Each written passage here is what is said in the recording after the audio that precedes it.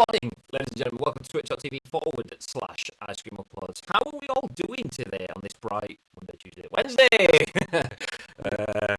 actually knew that. The only reason I knew that though is because we were in the studio yesterday. For those of you tuned in yesterday, you will have seen me and Bib side by side, but socially distanced, in the ICU studio. So how are we all doing? How are we all doing? Jumping into the chat. Salty Dog, good morning, dude. Do you know, I keep seeing you everywhere, Salty Dog. If I just jump into, like, say, Andy from the PuBG team, or audio.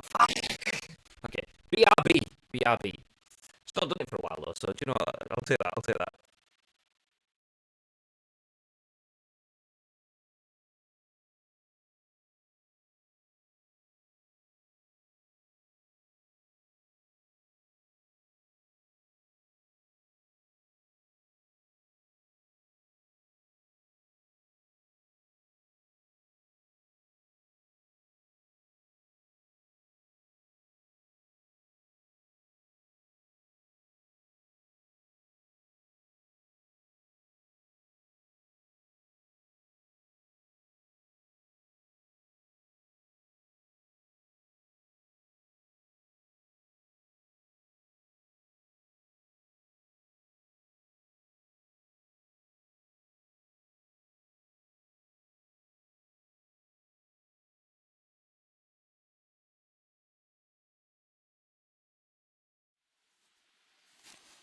Is it good?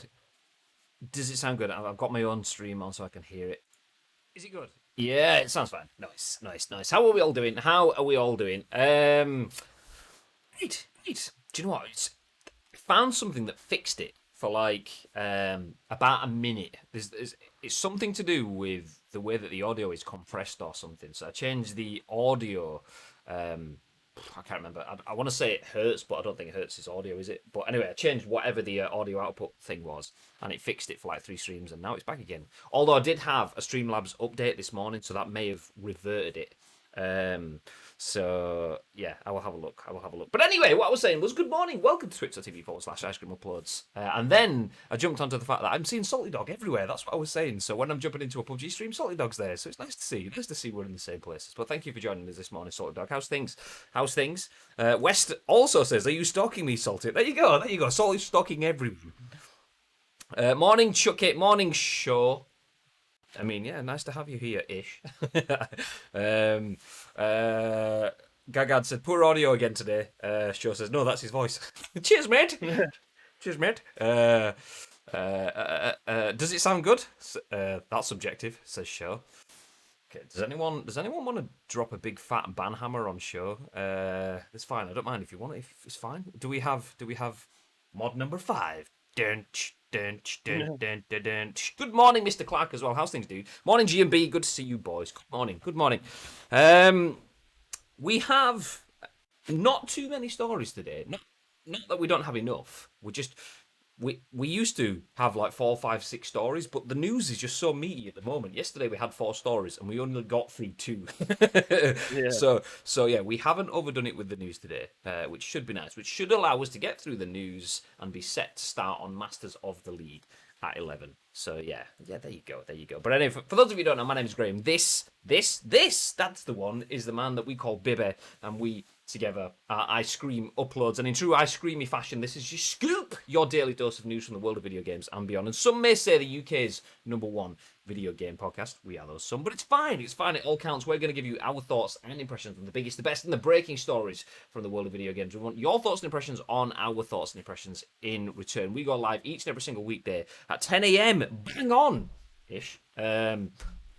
Each and every single weekday, Monday to Friday. So feel free to join us at twitch.tv/ice cream uploads in the chat as we go through all of the news live. And it's important that if you are in the chat, use your voice if you can. Obviously, if you're a lurker, that's fine. But if you have the ability to get involved in the chat, please do so, because we turn it into a YouTube video and an audio podcast that goes on iTunes, Spotify, SoundCloud, and Google Play a little bit later on. Obviously, everyone gets the benefits of all the on-demand stuff, but they don't get to say hello in the chat, or even use the exclusive hello emote.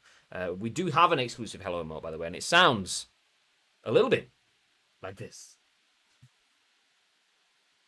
Hello. Oh yeah, baby has to be quiet. I forgot. I did forget about that. Yeah, I've got to try and keep it down a little bit today. Can't be calling anyone a cunt this early. um, Fatman Dave says, whenever I hear the last bit of the new countdown, all I can think of is a cinema sins video. Just need the words to say everything wrong with Stadia. A cinema sins video. I don't know what cinema sins is. But yeah, I'll take that as a good thing. That's fine. We like the new countdown. It's nice. Yeah, we tried to add a little bit of oomph to the countdown. I'm still not quite sure on the end of it, so we get like the 10, 9, 8, blah. We wanted to go like Inception and blah, but we also didn't want to get rid of the little pew pew like asteroids little spaceship at the end of it either. But I'm not sure if the asteroids kind of defeats the whole point. So today I just kind of skipped over the asteroids bit. But it's Yeah. fine. It's fine. It's fine. It's fine. Anyway, should we jump into some news bit? Do you know what? I think we should. Oh, let's do that. Let's do that. Okay, let me jump into the screen. Hey, and the first story of the day: Nintendo could continuously iterate Switch like iPhone, investment firms predict. This is written by Andy Robinson for VGC, and it says Switch could be the company's first console that lasts effectively forever.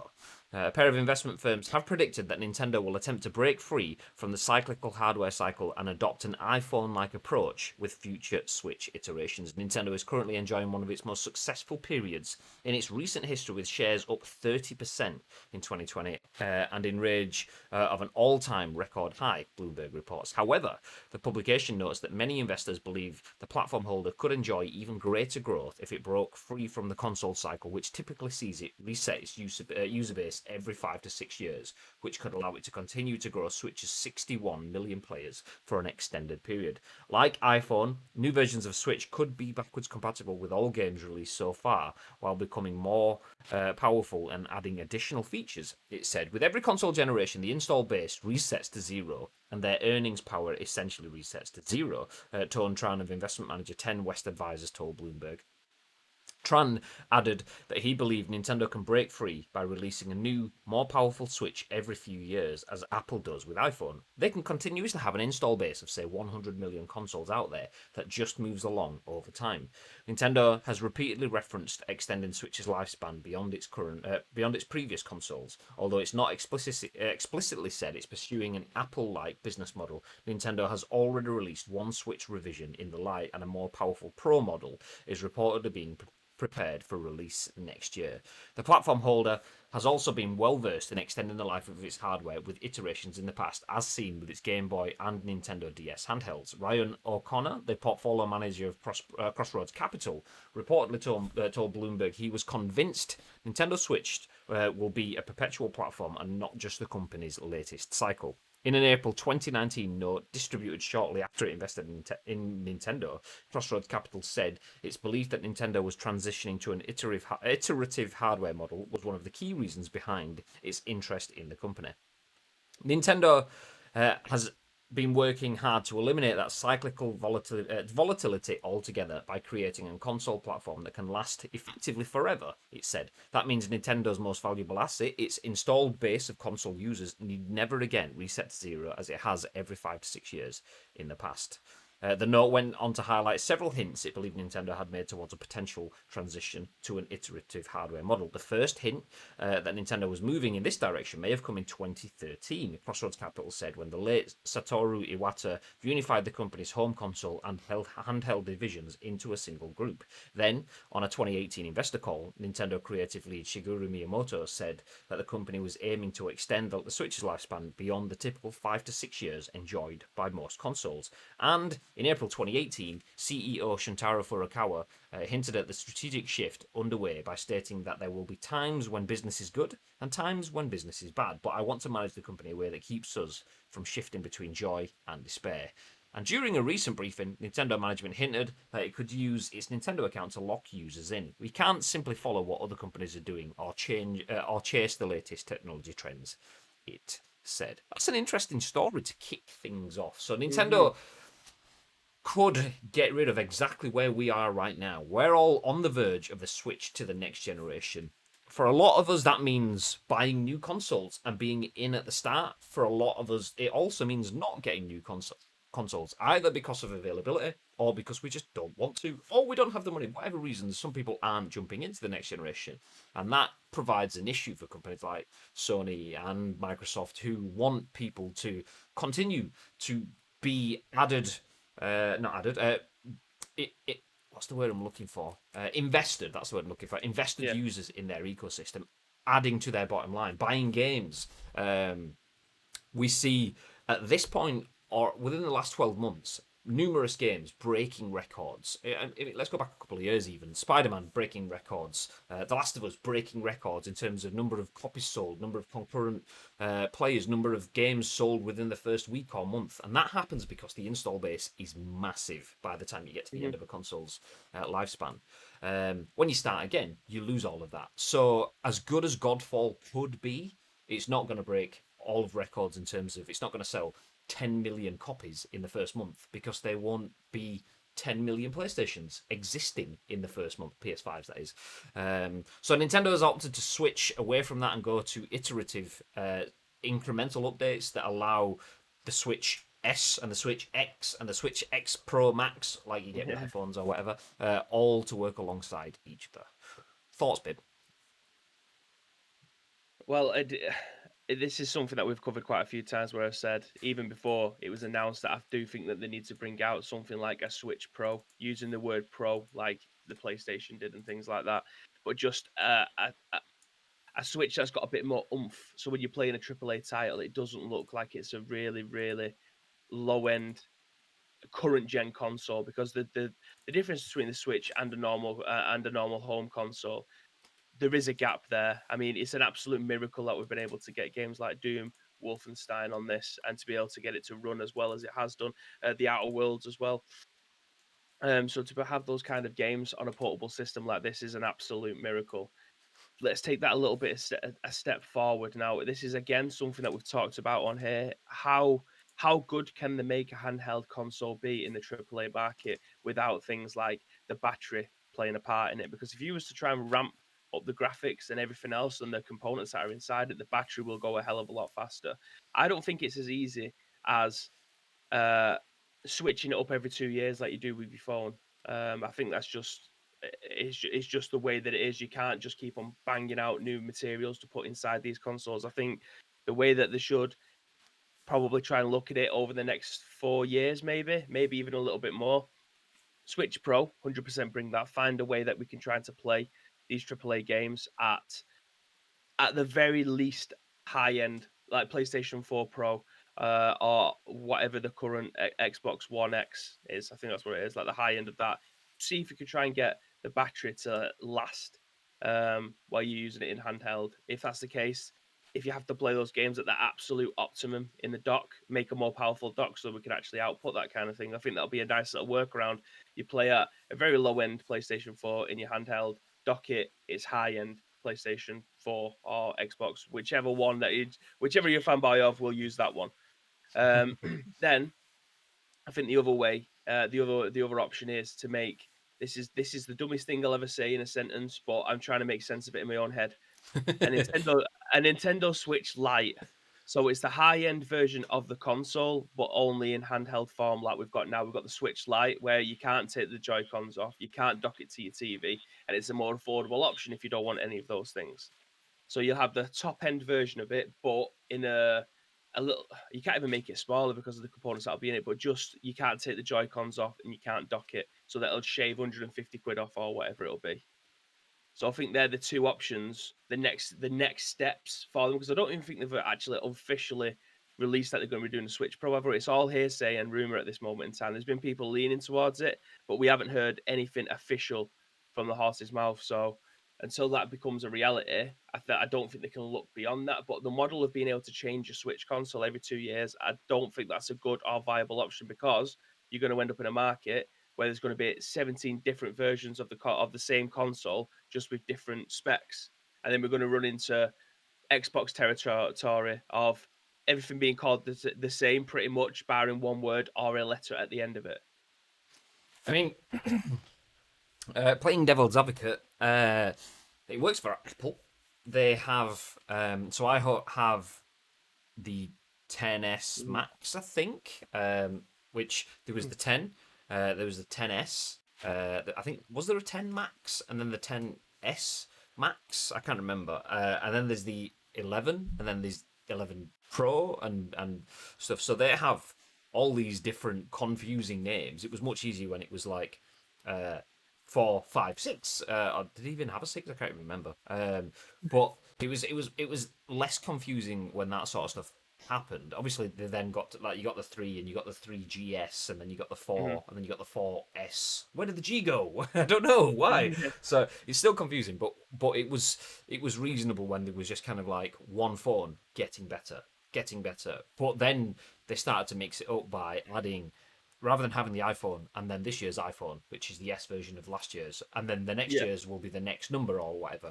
They now have the SEs and the Pros, so you've got like the top, middle, and bottom tiers Yeah. annually, which does make it confusing and does muddy the water a little bit. But even still, whether it does or doesn't in muddy the water in that sort of sense, it still makes them a shed load of money. And by having that tiering, allows them to charge, like, is it 1,200 quid or whatever it costs for the iPhone 11 Pro or something if you were to buy it outright, something along those lines.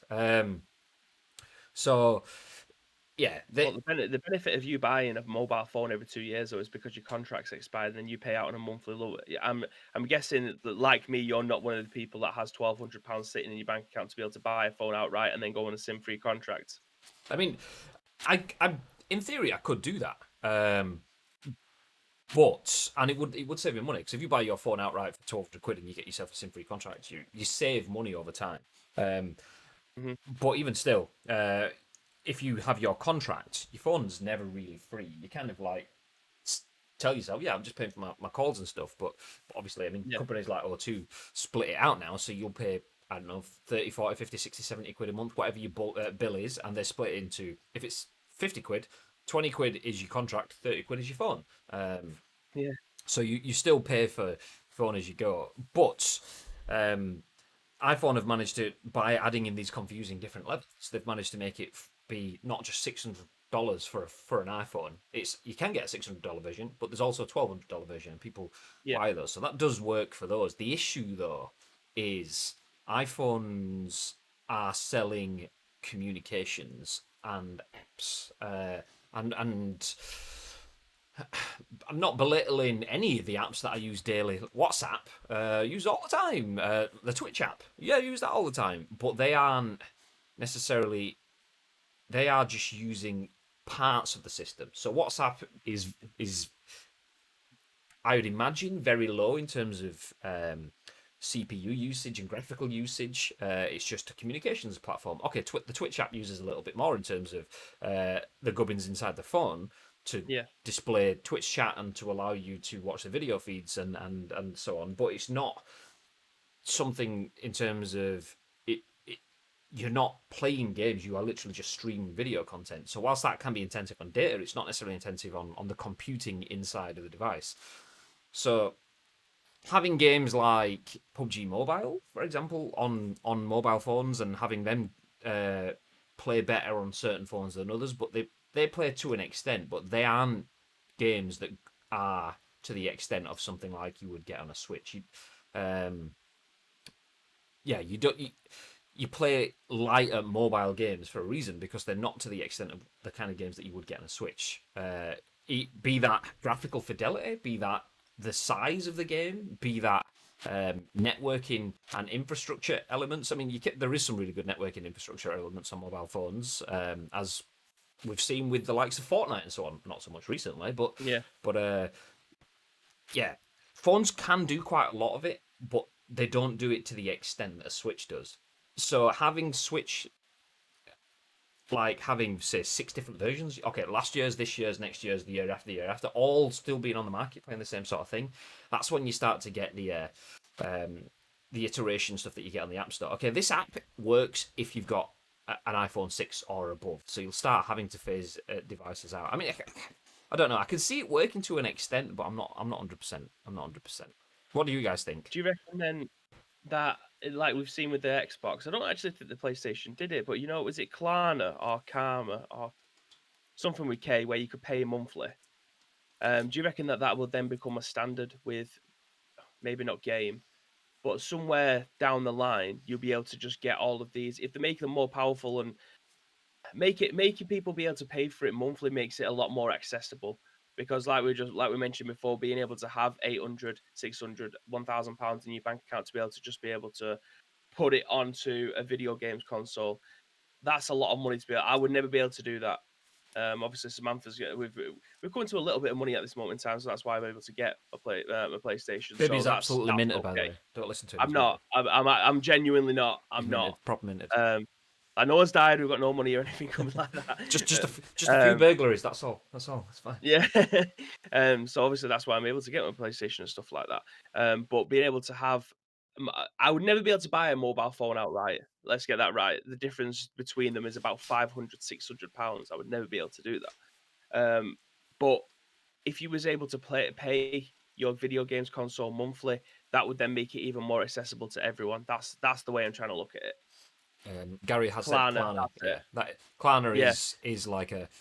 It's not just exclusive to Xbox. It's basically an online payment service. So you can pay yeah, through Klarna. Klarna give you. I don't know if it's always interest free, but they give you the ability to pay for things over time, and then they get paid by Microsoft or whoever a percentage for finding them fees. Because if you were going to buy an Xbox console but you couldn't afford it, and Klarna makes it possible, then that's yeah. valuable to Microsoft. So Microsoft pay Klarna for giving you that service. Bibby has a What 24-carat is gold Lambo out the front. Yeah, he does. Literally, the only reason we managed to save money. I mean, this is again, this might be a horrible thing to say because a lot of people around the country and around the world are suffering at the moment. But I think I'm one of the only beneficiaries of the coronavirus at this moment in time. Like the amount of money that I've been able to save with like working from home and obviously not going out and spending money here left, right, and center. We have got a tiny, tiny little bit of savings put aside. So stuff like that, Confirmed. it's worked Two out. Lambos. Two Lambos, not just the one. Sorry, two, just the three. He wears them like slippers. One I Lambo do. for each foot. I do. I do. It's like I'm uh, going to the shops. Which Lambo shall I take today? Actually, do you know what? I'm not even going to choose. Jeeves, you pick for me. Uh, Yeah. jumping into the I mean, chat. I'd like to know if anybody else during this pandemic and stuff like that, like because we've not been able to go out. Surely me and Samantha aren't the only people that have managed to save money during the pandemic. Like obviously we're lucky enough to be able to keep our jobs. I And think that's the Samantha's thing. busy. There's a Samantha's lot of busier than anyone at this moment in time. there's a lot of the world that has suffered, but a lot of the world hasn't as well. In terms of if people can maintain the same work that they have been doing previously and just save on bus fares, then that's it. You're in a better situation then because you're at home, you have more time, and you can save financially. So there is a large number of people that are better off, but there is also shitloads of people Yeah. that aren't. So yeah, that's definitely the case. Jumping back into the chat, though, Gary says that makes so much sense for Nintendo. The Switch is ridiculously popular, so they should just keep going with it and refresh it every time they feel it's a good time to do so. I mean, do you think that refreshing the Switch often could reduce some of the appeal of it? If there is a Switch and then a few years later you get a Lite and then a few years later you get a Pro, is that keeping it fresh rather than keeping it like, exhausting? If you have a new, it's another Switch. There's another Switch. There's another reason to buy. Because I used to be a massive phone buff. I would always get the new phone, the new iPhone. Before that, the new Sony Ericssons or whatever. And now it's just like I can't even be asked. There's just what I can use an emoji or whatever the latest naff thing that just isn't really an advancement. Yeah. Would that happen? See, at the moment, I love a new console. I love all of the functions and the features that comes with it. But if it's just iterative, does that lose some of the excitement? Does that make the new console generation just be a bit tedious? For me, getting a new phone because I'm an old man now is more annoying because I have to get all the Yeah. contacts and stuff transferred. It's actually a piece of piss, but in my head, it's still like it was an absolute ball ache copying everything over. So does that? Well, the reason you're excited about a games console nowadays, though, is because they come around every 7 to 8 years. If you used to bring out a new Switch console every 2 years, you can guarantee in 5 years' time that they will be making games that would only work on the top high-end console. That's just the way it'll go. It's like now there's apps. In a year's time, there will be apps on my phone that I will not be able to use. It's the same with TVs. TVs now, if your TV is older than 3 years old, it's an old TV. That like, in fact, your TV, you can't use the Twitch app on it anymore. So everything, like the slow down mobile phones, so you have to go out and actually go and buy a new one because of all the bloatware that they're put on, and then the apps just become redundant on your phone. Like you can't use the apps because they're just so far ahead of what your phone's capable of. We've lost Bib. Is in mid thought. That Oh, he's eventually back again. things There are we go. going redundant. Things are getting made. Things are getting made redundant on your phone faster than they would have been done previously. That's just the way it is. I just want to jump back and say regarding the Twitch app on TVs. Twitch, sort your shit out, because that wasn't actually anything to do with the TV. There's never been a Twitch app for TVs. It was some dodgy Russian website had made their own Twitch app and put it onto the Samsung TV store. Twitch didn't like it and got it taken down, but never put one back in their place. So Twitch, sort that shit out. But it's alright. I have a smart TV device called an Xbox. So I have an Xbox Series S that just remains in my living room for my Twitch broadcasting tool. So there you go.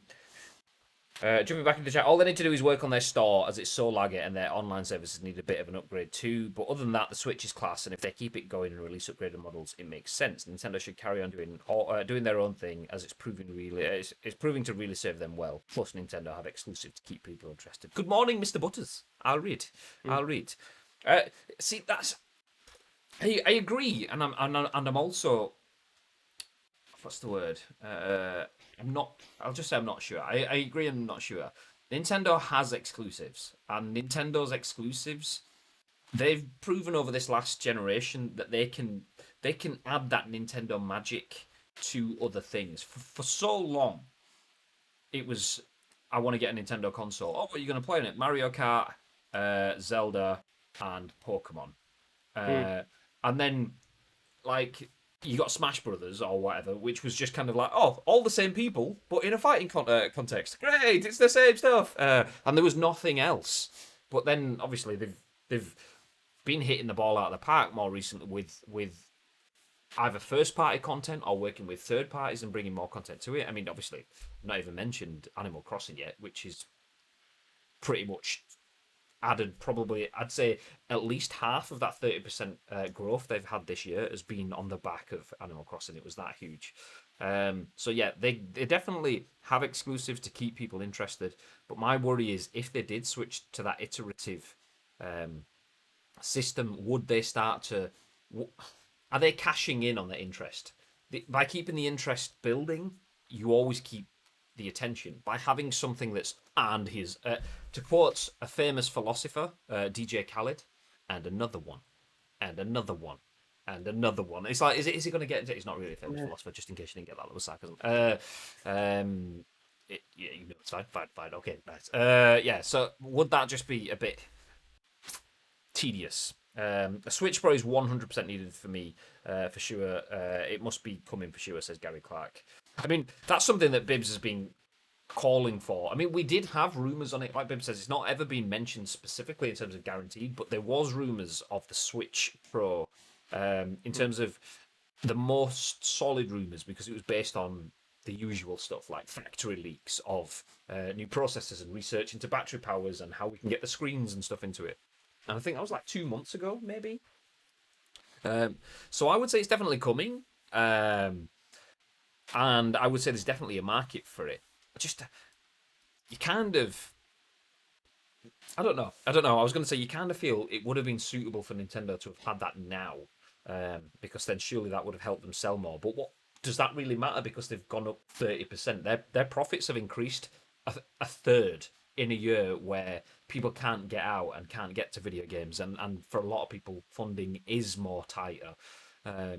But then again, on the flip side, a lot of people can't get out and can't do anything, so video games is their only escape. So, so yeah, I don't know. Maybe a Pro right now would have been the perfect time to give people 1080 4K. I mean, there was conversations around 4K. I'm not sure 4K handheld would be fine. As me and Bib kind of predicted, 1080 handheld 4K docked potentially on a Pro device because of power usage and so on. David did have some data on power usage as well. We spoke about that. But yeah, I like the idea of an iterative Switch console, but it would probably turn me off more than it would turn me on. I do have a Switch and I don't use it very often. Having something that was iterative, I'd instantly find that, not instantly, within 24 months, I would find that my Switch is it's that old outdated thing that's not worth anything and won't play anything anymore, so I'm not even going to touch it. I think that would drop me off the bottom end, but I'm not their core user. Yeah. Jumping back into the chat, let's catch up then because we have chat has scrolled down. I don't think that will work for some people, mainly like me. I don't buy Apple stuff because of this very reason, especially when phone CPUs, GPUs go up by 50 70 quid until major internal architecture upgrades to manufacturers, but put the prices up a couple of hundred for the user. Yeah, exactly. It's 50 quid more. That's £200 extra. Gary says, saying that, what Nintendo has to do more than anything first is sort out the weak Joy-Cons. The amount of people that have experienced drifting on the Joy-Cons, me included, is insane. I mean, they are clearly aware of that because there's class action lawsuits against them, and they have basically put a website together that says, if you've got Nintendo Joy-Con drift, get in touch with us here. And we will look into it, which basically means fuck. Okay, if you have an issue, we will replace it without question because we don't want another class action lawsuit. So yeah, they absolutely do need to do that. I bought our Switch we got not December gone, December before I think. And the first time I used it was when we went to Argentina for the PES League regional finals. So I bought, I'll take it away on the plane. Nice. I bought it and within 6 hours had to take it back to get one that had a Joy-Con that wasn't like permanently swifted, and that was fresh out of the box. Yeah. I had to take that back. They were like, yeah, you can just calibrate it. I was like, mate, I've been sat calibrating it for 4 hours. It's not doing anything. They were like, look, I'll show you. So they calibrated it. Oh no, that's fucked. Is that? I was like, I know. I told you. Can I have a new one, please?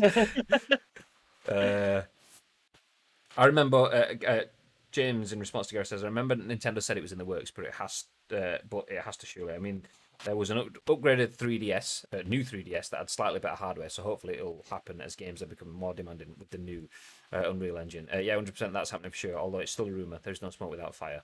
And then we get onto the important topics. Bibby has a 24-carat gold Lambo. That's true. Basically, Bibby is throwing cash.gif. Yep. It was absolutely minted. Absolutely not. I mean, it looks like he's sat on a standard GT Omega sport chair there, but it's actually not. What it is it's the top of a GT Omega sport chair mounted onto a big fat stack of cash. That's what it is. By the way. Good morning, Ian. How's things, dude? I didn't realise just how much money I spent whilst away working until I got locked down. I haven't performed pretty much since January. You haven't performed? it's a personal conversation. He's a lap dancer during the daytime. He's just having no one's coming through at the moment. No one's a lap dance with a face mask on. James says, I've saved, but some of the savings went on beer. Well, that's fine. Gary says, yeah, I've saved a lot, baby, and that's the reason why I was able to get PS5 and Series X. West says, no saving for me, unfortunately. I lost a lot of money through furlough for 5 months. I mean, that's the thing. A lot of people will have lost on furlough. Some people will have been on furlough and broke even. Some people will have been on furlough and will have had things like seasonal rail passes that cost them hundreds, thousands even, and saved. So there's all sorts of situations in that sort of sense. Ian says, my fuel costs are normally huge. Well, that's kind of the same thing with me and Bib. My daily is... to the office is 100 miles round trip, so that's at 300 miles a week because I'm in the office 3 days a week, 300 miles a week. Bibby's is a bit more daily and he's in more days as well, so that instantly is 60 quid a week ish, maybe saved. It's more than that. It's about £15 a day. I think mine's 145 mile round trip a day, so it's about £15 a day in petrol. So yeah, I've saved quite a lot. The money that I've lost would usually be the amount of money that I would have used to drive. So in that sense, I've probably saved about £20. But yeah, it's just where it is. I've been in a very, very fortunate position. Obviously, I had my hours reduced and I've been on furlough, whereas Samantha's worked right the way through and she's in quite a decent job, so she earns a nice little living as well. So it's worked out for us. Again, it's a shit thing to talk about, and I'd always be try and be as transparent when it comes to that stuff as it is. But yeah, I've got nothing to complain about in terms of what's happened to us and our family. Anyway, obviously things have happened like with my friends. My best mate Walker, his Stacks of cash. missus ended up getting coronavirus and got hospitalized for like 3 weeks. So it's just we're in a fortunate position where nothing's happened to us at this moment in time. Me and Samantha had a coronavirus test actually last week. For those of you that seen the picture that I posted on Twitter, I've never had it. Well, I've never had it this year, and I've also not got it now, which is strange. The amount of times that I've been around the golf course and been shopping and stuff like that, and been around people that have had it And the down the raves. line, and the illegal raves that I've been going to. Yeah, so that was a joke, by the way. Um, just in Yeah, case anyone no, genuinely thought I was it being didn't mean serious there. it was a joke that he didn't go to the rave. It meant he went to the rave and it wasn't very good, It so was the rave was a bit of a yeah, joke. it's an absolute joke. But yeah, it's I was saying this to Samantha last night actually. Like I'm not a conspiracy theorist whatsoever, and this sounds like I'm going to go down a little bit of a tangent, but it's weird how I haven't had it. Like I would have thought I might have had it and then not realized I'd had it. Do you know what I mean? So that means immune system's got to a point where it would be happy to house it, but not actually had it. But everyone, when all this kicked off, everyone's going to the shops with face masks on, with gloves, and there was touching the most smallest of things. And now people are only doing the absolute bare minimum that you're allowed to do before going into a shop. Either going into a restaurant with your mask on, taking it off when you sit down, or leaving at 10 o'clock. I genuinely thought I would have had it by now, but no, I've not. So I have no idea how this fucking virus thing works. Well, that's it. I mean, my sister had it early on, and her husband, who lives with her, didn't get it. So yeah, Yeah, it's so. I said this this month though. I was like, I said I'm not a conspiracy theorist, but I do genuinely think that it's something within your makeup, like of your body. what So like, Samantha's makeup? yeah, yeah, You right. probably want to get some new makeup, mate. Like something that may affect you a lot easier than it'll affect everybody else is obviously down to your immune system and stuff like that. But obviously, you take the precautions anyway. You do everything that you can to try and not get it or pass it on, which is exactly why I wear my mask everywhere I go, where it's in a public place. But I think if I haven't got it now, I think the likelihood of me getting it is probably quite low. But that doesn't mean to say that my nana, granddad, or anybody else isn't going to get it. It's very odd. Very odd, very odd. Jumping back in the chat though, Chucky says I was shit myself when I got made redundant, but financially it's been a blessing. I've had to get everything in order. I mean that's the good thing with penny pinching in that sort of sense is you do take stock, and by not going out and by not being frivolous, by having McDonald's shut for like a month and a half, 2 months, whatever it was. There's just no cheeky Big Macs or whatever. Oh, let's just get one of those. I know we've got food in, so we spent money on that, but let's get a Big Mac meal and large fries and a cheeseburger for the road and you know a couple of extra nuggets and a McFlurry. I mean, if you're gonna get McFlurry, you might as well get a big one. It's a bit cold though, isn't it, outside? So do you really want ice cream? I want the ice cream. Let's get an apple pie as well. I mean, it'd be rude to not get a flat white. They're only 169, and let's get a milkshake. Actually, no milkshake you can't get because the machine's not working. But even still, I mean, and then all of a sudden you're like 25 quid down. It's like, fuck, I was only going to get a Big Mac. God. So all of that stuff gone. It does make it easier to keep on top of everything. Anyway, jumping back in. Don't listen to Gary Clark. He's not saved. He's minted. I saw him drop a million yen to every place we went to Japan last year. Mr. T's gassing you up. As long as they don't do it too often, I feel it will be okay. The brand is strong, so if they have the right features, this back onto the Nintendo consoles, by the way, not Philo. Philo isn't a brand. The brand is strong, so if they have the right features that is worth it, it will work. If they don't do that, then I agree, as it could affect it negatively. I agree. I think iterative Switch development is feasible. I think iterative annual development isn't, and I think. I mean, it's the same conversation that we will have with video games. We've all spoken about.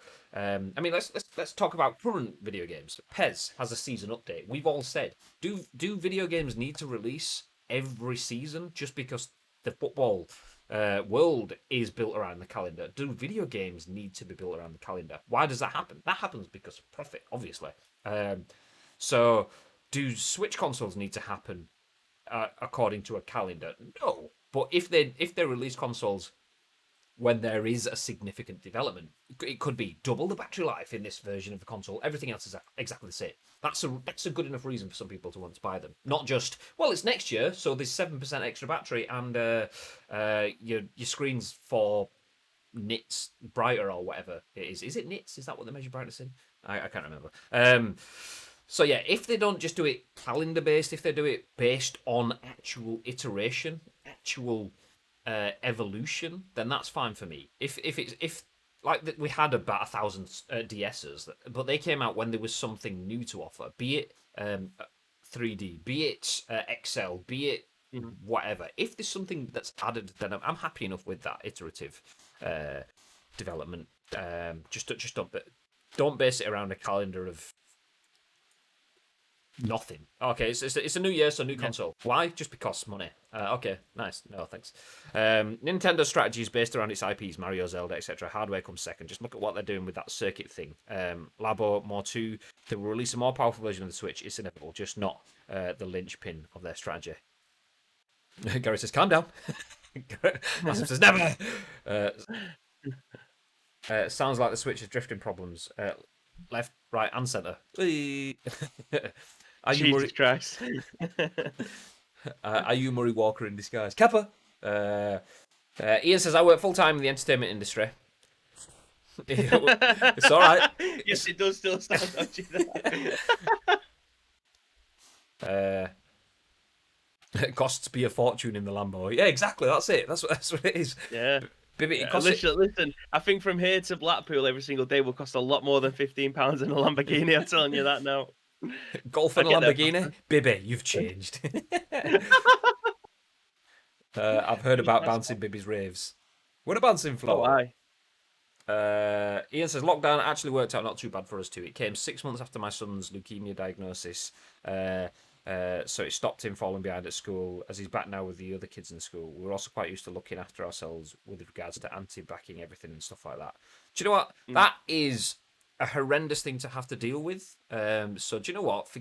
Without going too deep into it, GG's on still being positive around it. That is an absolute minefield, and for being simply positive and brushing it off like that. In obviously it's a Twitch chat, so you might just be doing that anyway. But GG's, well done, dude. David says it has been proven that our immune systems have gotten weaker because our homes have gotten cleaner and we aren't being exposed to, and we've been exposed to lesser viruses that share traits of bad stuff to build up the immune system. That's why allergies run the rest. That's been a thing for about 20-30 years. That I remember having debates around that at school. It was in science, I think it was. Anyway, the teacher at the time, Mr. Ashley, who David will remember. Anyway, was talking about how when he was a kid, kids pretty much go outside and eat dirt. What should we do? Let's play with a stick and chew some mud. Whereas kids these days have got Super Nintendo consoles to sit inside on, and it's the same console again, but a generation forward. We've now got YouTube channels that are dedicated to how do you clean your house effectively and things like that. So everything is cleaner, everything's more accessible. People have more time for actual cleaners and things as well. I mean, Bibby has 3, obviously. I mean, 1 for each Lambo, and then 1 for the house. That house. I mean, 1 for every house. Sorry, should I say? You know what Bibby's like, Captain Minted. But yeah, Captain Minted. But yeah, there we go. Let's put a pin in that, though. So they could be new switches. They could be iterative. We will see. Speaking of iterations, something else that has iterated, and I'm gonna be honest. This doesn't look good. It looks ridiculous. That's where it looks. As I told Mr. T on social media yesterday. Tom Ivan for VGC says NBA 2K21 shows its revolutionary graphics in its first PS5 video. The $70 basketball game will be released in November. I mean, it just looks ridiculous. Yeah. God. I mean, in a good way, obviously. It looks ridiculous. If you're not seeing this, then check it out. I do want to say one thing first, though. I'm not a fan of that tagline. Everything that's in that... If anyone's watched that NBA 2K trailer, I mean, I'm not going to play this game. Not because I don't like the look of this game, and not because I don't like the idea of basketball. I don't know how to play basketball, so therefore, the time that I would have to get used to the rule book on this. Well, I can play PES Inside Out because I know all of the rules. Wonderful. FIFA, same. I'm probably not going to play that much FIFA, but I could pick it up and play it. This requires a learning curve, but I can still absolutely appreciate how incredible this game looks. So the first thing that pisses me off about this article is that first bit there. $70 basketball game will be released. Why go in with the price? We've had that conversation. Prices will have to go up. That's inflation. That's just life. Why start off with a negative? God. Anyway. Aside from that, I'm going to hit play on the trailer whilst I jump down and read. I'll try to keep it in screen for as long as possible so you can see it as I'm there. But anyway, 2K has released the first NBA 2K21 next-gen gameplay footage showing off next-gen basketball game captured on PS5. NBA 2K21 will be released on November 10th for Series X and S, and November 12th for PS5 in the US, Japan, Canada, Mexico, Australia, New Zealand, and South Korea, and November the 19th for PS5 in all other regions. Obviously, that's alongside the console releases. Quote within the article says, "Never before have we been able to deliver this level of visual fidelity and realism in a video game," said Greg Thomas, president of Visual Concepts, in a prepared statement. And the quote goes on to say, "NBA 2K21 is the standout title that best delivers the promise of next-gen, truly revolutionary graphics, lighting. I'm guessing that's a miscopy and paste. Lightning fast load times and incredible new features and gameplay only possible from next generation hardware. NBA 2K21 was the first next gen game to be priced at $70, and other publishers have since followed suit, including Activision and Sony. So therefore, if other publishers have followed suit, it's not a $70 game, it's just a standard price game. So it didn't really need to be in the tagline, but there we go. Just making sure that we're going on the tagline. Okay, there we go. Last year, Take-Two CEO Strauss Zelnick said he believes the industry is close to delivering games that are indistinguishable from real life. The executive told CNBC that PS5 and Xbox Series X would help developers achieve photorealism. "We have a new console generation coming, and that's going to allow us to do some things that we haven't been able to do before creatively. That's exciting," he said. "But as I said before, we're going to reach a point where you won't be able to tell the difference between what's been created in the computer and what's real." Zelnick said lifelike graphics are particularly suited to certain types of games, such as the NBA 2K series, but not to others. "That doesn't mean we'll do it for all our games," he said. "Borderlands, for example, is an animated universe. It's always going to be an animated universe. But this promise of taking certain titles like basketball and making it truly look live action is pretty close now. Squint a little bit, it looks like live action. That's really exciting, and that gives our creative folks a new canvas on which to paint." Take-Two said in August that NBA 2K20 had shipped 14 million units. I'm just going to hit play on the video again whilst that's here. Talking about the lifelike stuff and squinting, I said in response to one of Asim's tweets yesterday, I saw NBA 2K14 at Play Expo in Manchester. And that, maybe it was 2K13. I think it was 14. And that looked incredible. At that point in time, this is like... obviously 7 years ago, it looked ridiculous.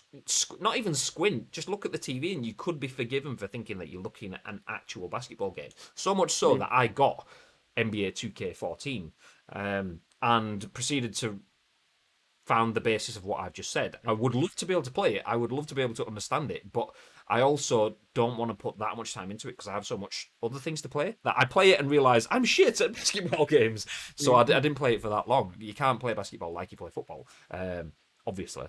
So I was poor at it. But it was that good looking that it dragged me into it to give it a try. It's in the same way that seeing Steph Curry's face chewing on that mouth guard, and then seeing like IRL pictures put next to it on social media and seeing how good it looks incredible. It really, really does. It really, really does. What are your thoughts on it, babe? Yeah, I mean, I've spoken to Asim about this as well. It's just a shame that I have zero interest in basketball. I was saying like my peak basketball days were like NBA Jam, like where it was just 2v2. I actually bought NBA Playgrounds 2. It was on offer for like £2 or something like that, just so I could play something that resembled NBA Jam-ish. Because I don't know the rules of basketball. I know that you have to throw the ball into the hoop. That is it. You can't run with the ball unless you're bouncing it. They're the only two rules that I know. I don't know how to tackle. I don't know how to defend. I don't know what you can do. Can you stand under the net and tip the ball away? No, I don't think you can. So I have zero interest in playing NBA games purely because I don't know the rules of NBA. I don't watch it. My interest on it was The Last Dance. That was it. Like, I really enjoyed watching that. And the thing that blows my mind about this is look at how good Michael Jordan looks. It's And ridiculous. it's not as if like he's been scanned. Like, he can't be scanned. Have you seen the fucking size of him now? Like, they've had to take what he used to look like and try to make it look as good as he did in his prime into a video game now, and they've still managed to absolutely nail it. Like, if this is the, I mean, NBA 2K has always been, for my opinion as a sports fan, looking over from the other side from football games, stuff like that, they've always looked stunning. Like I've got NBA 2K18, I think, on my Switch. Again, it was next to nothing when I bought, and I actually bought 2K20 as well when that was £2. Played it not even for probably 2 hours because I didn't know what the fuck was going on. But I wanted to play in playground mode. Playground mode interests me so much more than the actual game does.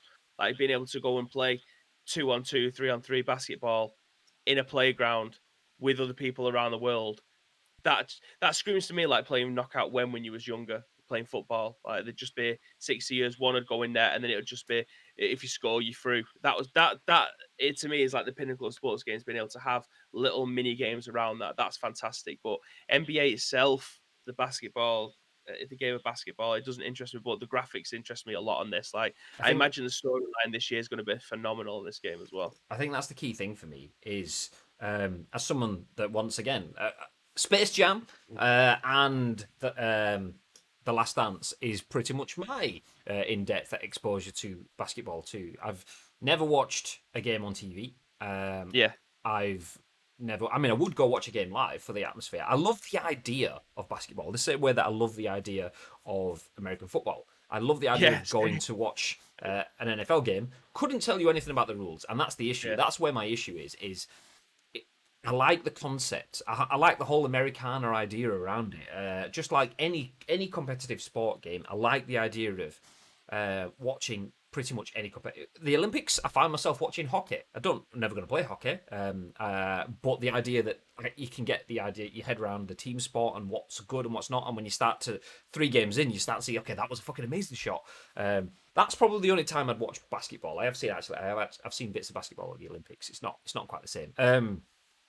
yeah. So beyond that, I'm not going to take it any further. So okay, let's get rid of basketball. Let's get rid of the sport and then talk about what we're actually seeing here from a video game and what is revolutionary, because it's a revolutionary graphics in the timeline.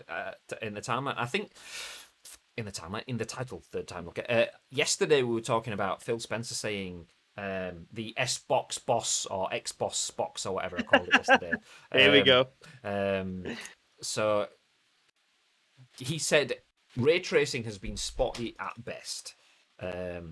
Basically saying that nothing over the next generation has really given us a next generation feel yet. And I think that can absolutely not be attributed to this trailer. This looks next gen. I mean, Yeah. it's easy to say that when it comes to 2K because it's always looked next gen, but even more to take something even further forward than it has been previously at that pace is cool. I mean, look, this is a thumbnail of a video that's paused.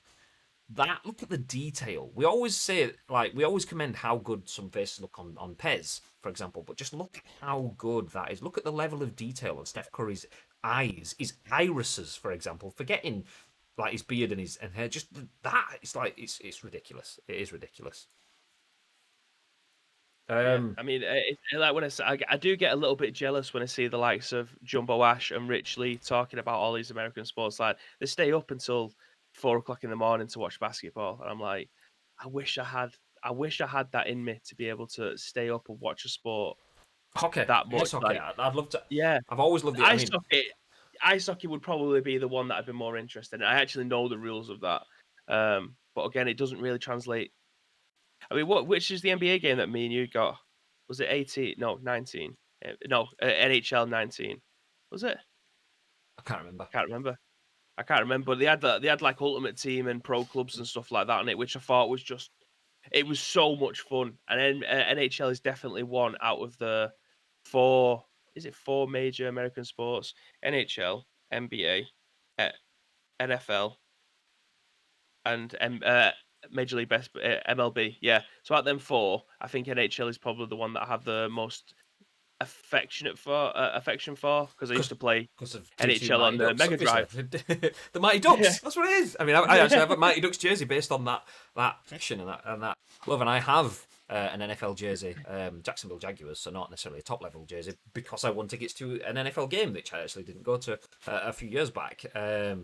So I want to enjoy these sports, but because they're not on TV every day, and because I'm not gonna I'd have to go out of my way as a person in the UK to fully digest these sports. I'll either have to watch them not live, record them, or watch them on demand or something like that.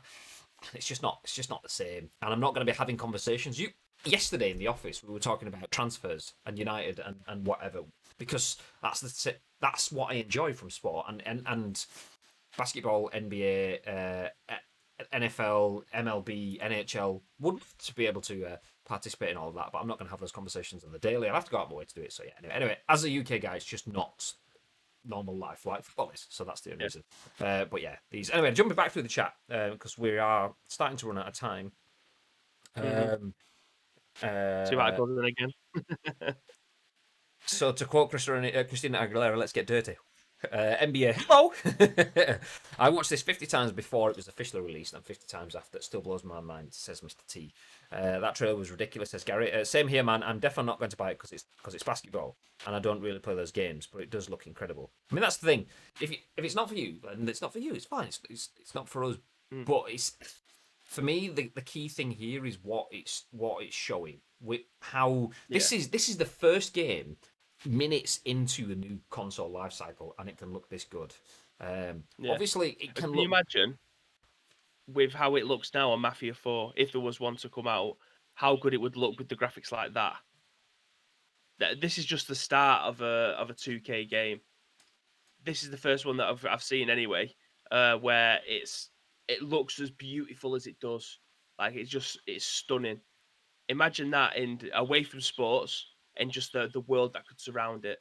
Oh my exactly. god. I mean, like, let's move away from 2K. Stick with Take Two though. Let's say we've got GTA 5 coming. We know that we've had that confirmed. GTA 6 with this. Imagine, I mean, like the faces of Trevor and the other characters. I can never remember the names of them in the GTA 5 storyline. Were pretty good anyway.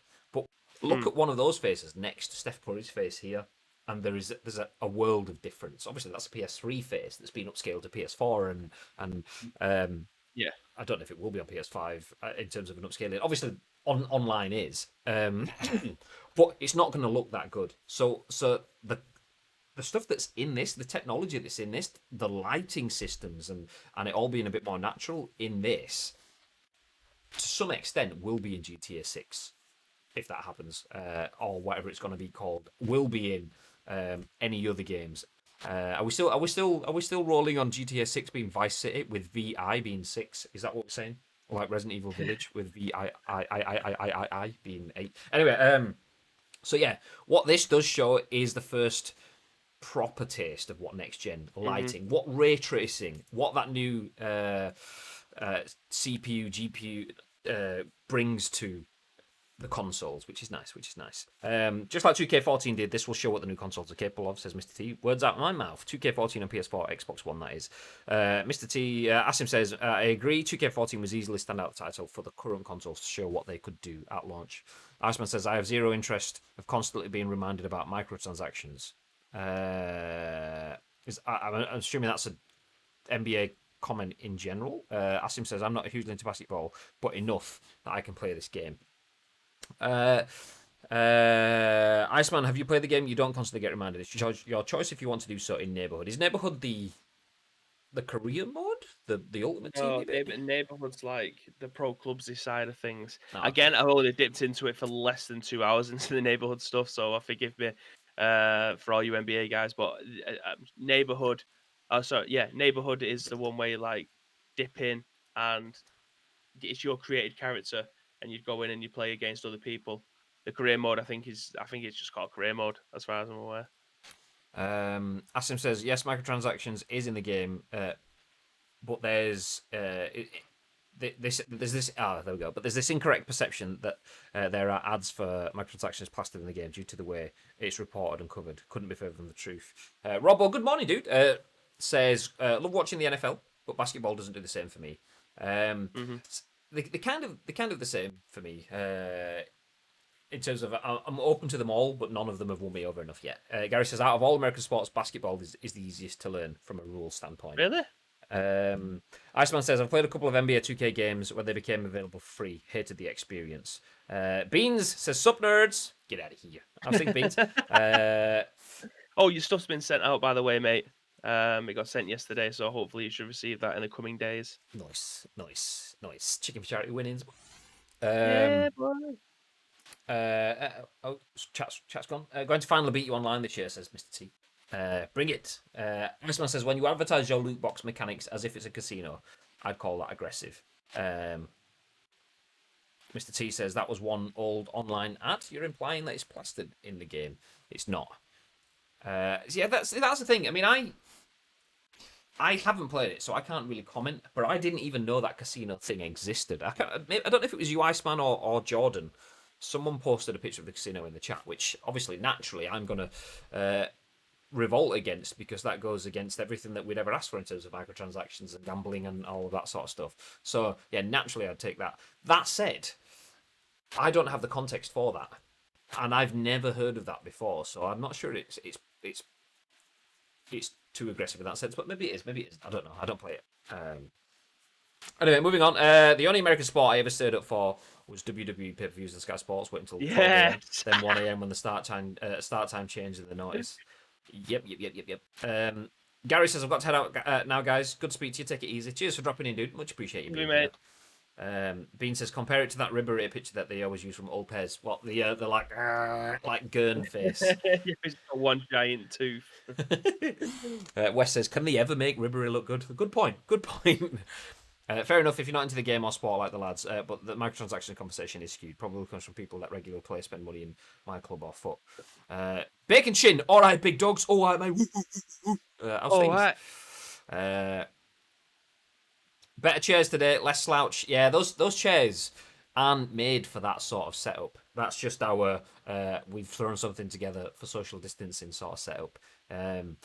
It wouldn't be too bad if we had the camera up close, but then you wouldn't get the full studio sort of stuff. So yeah, they're not really made for that. It's made for more of a coffee table. Like they're made for more of a coffee table sort of discussion, whereas we're using it as a forward presentation stuff. So it's just it's just what we gotta do. You'll notice that my legs have to be like sideways, so I'm sat in a very uncomfortable position because I can't. I'm not. I'm not high enough on the chair to be able to have my legs straight. My legs are straight now, obviously because I'm in a chair that I can adjust the height on. But on them ones, because it's so low, like to be comfortable, my fucking legs are like bent sideways. Yeah, they're actually meeting room chairs. So we've raided one of the meeting rooms in the office and brought them down. So they're meant to be comfy chairs where you can just sit, flop into it, fully dissolve, and then just have a comfy meeting. Not something that you're supposed to be sat in and presenting in. I was in Bacon Chin's stream last night, and he said, "I did a posture check, and you didn't pay any attention." I said, "Mate, I couldn't be sat up anymore if I tried on them chairs because they're so low. I'm having to sit forward to be able to sit up properly. It's like They'll- Graham said, it's one of the ones that you have to. When you're in there, it's kind of like you want to do this, where you just want to lie down with your back's just They are. all over. They're low and deep. They are deeper than they are higher in terms of the seat back. The seat back is probably half the length of the depth of the chair. So that super deep, not very tall. So you pretty much just lay on it. So it's fine. It's fine. We got the news out. Well, two articles like we are doing today. So nice. Another cracking discussions though. Like if there's one thing that this show does at this moment in time, it's picking the topics that people want to get involved in, and it's more credit to the people that are in the chat. All you guys that join us every single morning to talk about this stuff. We have usually it'll be like 20 to 25 minutes per news story. I mean, 15 minutes would usually be the max if we want this to be a show. It only goes out for an hour. That never fucking happens. One topic ends up turning into a 45-minute discussion, and that is why I love this show so much, because everyone has an opinion, and then we can all discuss the opinions. That's exactly why I want you to all get involved. Exactly. We are going to fly through the last two articles though, because we're not that much over if you factor in the intro and the countdown and stuff. So I'll just jump into the last two, although we will go through them non-stop because they are fairly top level. So that's good. So the first one is this. It's a tweet from PlayerIGN. If you don't know who PlayerIGN is, he is a data miner for PuBG and probably other games as well. But this is a tweet saying. Crafton, which is the parent company of PUBG Corp, is making a new top-down tactical shooter, a game that reuses a lot of PUBG's assets. It's been worked on as early as 2016, as far as I know. The game title is Thunder Tier 1. That's nothing new. Thunder Tier 1 has been on Steam and been talked about in videos for quite a while, as it mentioned 2016 there. However, the bit where it gets new, it says PUBG partners are invited for an alpha test. So you can see some of the assets here. That's looks like a P90, which isn't in PUBG, but some of the assets you'll start to see look similar. Texturing wise, Mm. looks maybe a bit more detailed than PUBG, or maybe on par. The UAZ truck that you've seen in PUBG uses as prop. The more vehicles that you've seen for PUBG as props. Looks nice. Looks nice. But this is where the news comes from. This is a tweet from Laura, which is Laura WRR. Laura, I don't know how you pronounce that. But anyway, the tweet says, "Hi, Laura. As one of our PUBG partners," so this is taken from an email. As one of our PUBG partners, we'd like to offer you the opportunity. What you chickling at? The Laura. I'm trying to fucking keep it down, and you're there just chatting shit. As Laura, as one of our PUBG partners, hi Laura, as one of our PUBG partners, we'd like to offer you the opportunity to join a small group of selected invitees who are testing out a brand new game from Crafton. Let us introduce Thunder Tier 1, an exciting new top-down tactical shooter where players lead an elite military unit battling against enemy operatives. Thunder Tier 1 is highly realistic and forces players to make tactical and strategic decisions in real time. It boasts several game modes, including solo, multiplayer, and campaign. And then PlayerIGN goes on to say, Kristen describes it as a hyper-realistic, hyper-realistic and includes several game modes, including solo, multiplayer, and campaign. Thunder Tier 1 is going to be available on Steam, and here's the game trailer, which he's embedded in the tweet there. The trailer is old, and there will be a new one out soon. Thunder Tier 1 will support modding, and there's even a replay mode for those of you out there that make cinematics. Interesting. So PUBG was always supposed to have modding. It hasn't shown up purely because, for my reasoning, this has never been confirmed. My reasoning is if you make modding, you lose the potential for earning money because people can mod in the things that you want to charge them for. And PUBG wanted modding because that's where it came from, realised that could potentially harm profits from the business model that they were planning to use. So it's never turned up. Instead, they're working on Thunder Tier 1 and will use modding and stuff in that. What are your thoughts, Bib? If you go to the fourth picture, now you're probably in a better position than I will to be able to explain this to me. But a couple of months ago, the PlayerUnknown Studios, I don't know if that's right, but they shown a trailer, and then they had the trailer on loop for like 3 days or something like that, where it was just in a really really dark forest, and there was just like a boulder in front of you, and it was just thunder and lightning. Mm-hmm. Go to the fourth picture. Does that look like the type of place that was being shown and filmed? I don't know what the studio was. I'm sure it was a PUBG studio, whether It that was was. Crafton, It was. It yeah, or was. Um, PlayerUnknown. it was PlayerUnknown that had tweeted it. I can find that as well. So give me a second because that is an account I follow on Twitter. It's the new game is called Prologue. Prologue.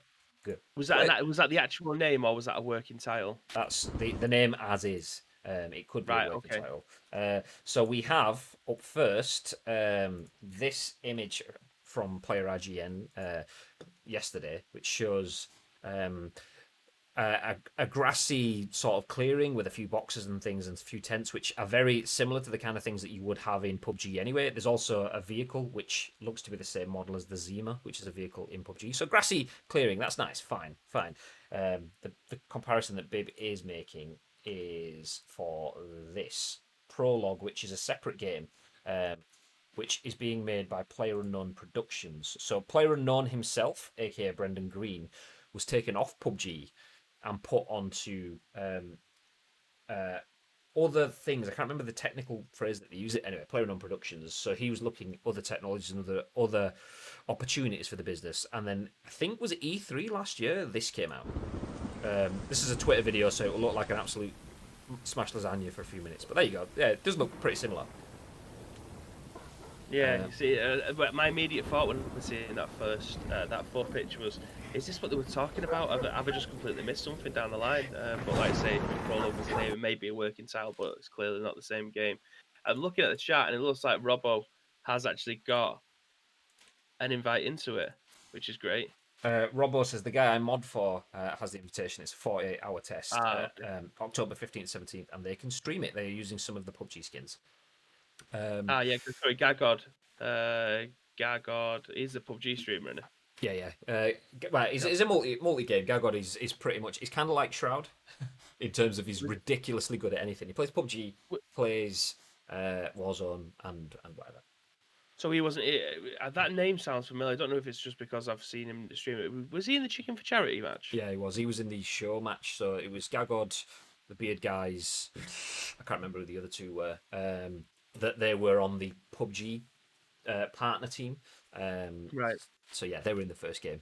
But yeah, the skins are from PuBG. Yeah, that's it. I mean, it did mention in the thing that they're reusing a lot of the texture. So there was the UAZ, there was the Zima, a few of the buildings, the boxes and the tents and stuff. Which yeah, wouldn't surprise me if it all works. The pinch it all looks the same. But what are your thoughts on top down? I mean, that loses my attention initially. It's almost like dungeon crawler sort of stuff. What are your thoughts on that, Yeah. Dave? I do like a good top-down game. I think more this is as much as it is a top-down game. Like I said, it's more of a strategy game. So it's whether or not you've got the tendencies to be able to take your time with that kind of stuff. I over time have moved away from that kind of thing because I seem to be a lot less patient than I used to be when it comes to games like that. So the tactical side of it, as much as I like it, I mean, there was a game that we picked up last year when we was at Gamescom, when we went to go and see the Daymare guys. Uh, it was Ancestors Legacy that we got, and that is like a real time strategy, top down kind of game, and I actually quite enjoyed that. Got halfway through it, but yeah, I can't see me playing this if I'm being honest. I mean, I've very rarely played PUBG, not that it's ever going to be the same kind of thing, but a real time strategy game. I used to be mad into them. I just haven't got the patience anymore. I just want to get in, shoot shit, and get out. Uh, Bean says, I'd much rather an FPS or a TPS rather than top down. I agree. Um, Bacon Chin says, low and deep. Sounds like a debut rap album. That's talking about the chairs, but could also be talking about something else. Hey, Gagad says, who, me? Gagod? No, you're superior, obviously. You're superior. That's what I'm saying. Robo says, I don't think many will play it. I mean, it depends. It depends. If a lot of the PUBG partners see it as something new, and I mean, one of the comments, I have moved off of that article, so I don't know if I've still got it there now, is one of the comments says, PUBG making its own armor? Pog. So other people said, well, that'd be going full circle now. I mean, I'm not sure if PUBG could make an armor. Armor was massive. I mean, I don't think a lot of people. I mean, a lot of people on Twitch and a lot of people here will probably understand how influential Armor was. But Armor has basically given birth to most of the games that are topping Twitch now in terms of the battle royale genre, at least anyway. But I'm not sure PUBG could go full circle and create something that has the same impact that Armor had from a top-down game like that. I think you kind of need to create new experiences, and that will be a new experience. But it's almost a new experience of PUBG, and therefore, by proxy, if it's a new experience of PUBG, it's a sequel of experience. And I don't mean sequel in terms of like the PUBG 2, but it's a deviation from the original. Therefore, not as good as the original. Therefore, I mean, this is stereotypically speaking. Most people will see it as it's PUBG, but not PUBG, so not as good. So I'm not going to play it. Yeah. Although it could have a big pop. We never know. We never know. I will keep my eyes out. I will see it. I will keep my eyes and see what's happening. And then maybe try it out. But yeah, I'm not sure if it's for me. West says, I can't be bothered with top down. I'll sit with PUBG. Looking forward to seeing the improved frame rate. Xbox One and PS4 Pro will be getting on it soon. I'm hoping it will absolutely smash it on PS5. I mean, not that we've had a next gen version confirmed. By the way, shout out to Andy MH5, PUBG console community coordinator, because whenever he streams, he just gets shitloads of people trying to ask him questions, trip him up to say something about the next gen PUBG. I mean, we all know there will be a next gen PUBG. It's never been said or confirmed, so he can't say anything about it. Whenever people ask him, so will will PUBG PS5 have that? And Andy's like, I don't know. Does that exist? Has anyone mentioned that? And it's like, see what you did there. But anyway, rumors are that we could be getting a PUBG 2.0 on a new engine. Let's just hope. I mean, I think PUBG 2 needs to happen. PUBG's user base has been dropping off slowly. Although I may say slowly, it goes up and down depending on new content in the game and so on. But new maps aren't really cutting the mustard anymore, because that's kind of like everyone wants the same experience. Everyone wants the first experience, that Erangel thing. So having a Vikendi, oh great, I want Erangel but with snow. Vikendi's a different thing entirely. I want Erangel with sand, Miramar and Karakin are different things entirely. So the only way you can really kill it with PUBG is to box off all of the things that you as a PUBG player ignore. So the sluggish movements, the fact that you come up to a wall and you want to jump over it and you end up kind of like brushing against it and jumping up and down on the spot. That's shit. They need to get rid of all of that to make it good. So yeah, that's where we need to go. Anyway, before I start talking to you for hours and hours on PUBG, if you do want to talk more PUBG, I will be playing PUBG on Thursday. So feel free to jump in and join me then as we play some PUBG. Maybe even Friday too, because Bibby's abandoning us. So we can talk PUBG then. How dare you, Bib? Anyway, final story. We will fly through it because we're now starting to overrun. Is about Godfall, written by Jody Macgregor for PC Gamer. It says Godfall won't be a live service game, but you'll have to be online. No offline mode. Godfall, the forthcoming fantasy looter slasher from Canterbury Games and Gearbox, will be playable in co-op or solo, but either way, you need to be online. This was confirmed by the official Twitter account, who said Godfall is not a service game, but it does require an internet connection to play. Presumably, it's to prevent cheating, so that when you jump into a game with other players, you know they haven't done a Diablo 2 and given themselves max stats and all the best items. Keeping character progression and loot drops server side would prevent that from happening. Although since Godfall won't have PvP, what's the harm? Godfall will be out on November 12th, exclusive to the Epic Games Store. Obviously on PC, it'll be exclusive to the Epic Games Store, but it's coming out on PS5 too, so yeah. Thoughts, Bib? Yeah, I mean, if there's one game from new next gen that I'm looking forward to, it is absolutely this. I mean, obviously we've got Cyberpunk and that'll be coming out around the same time, but this, oh baby, this is going to look absolutely dynamite on PlayStation 5, not just on PC. But yeah, I mean, I'm never a fan of offline games never being able to be played strictly offline. It kind of makes no sense to me when it comes to that stuff. It's like, for example, I found this out recently on PGA, for instance. You can't play that game offline. Like, you can't go onto the PGA Tour and play through your career mode if you're not connected to the internet.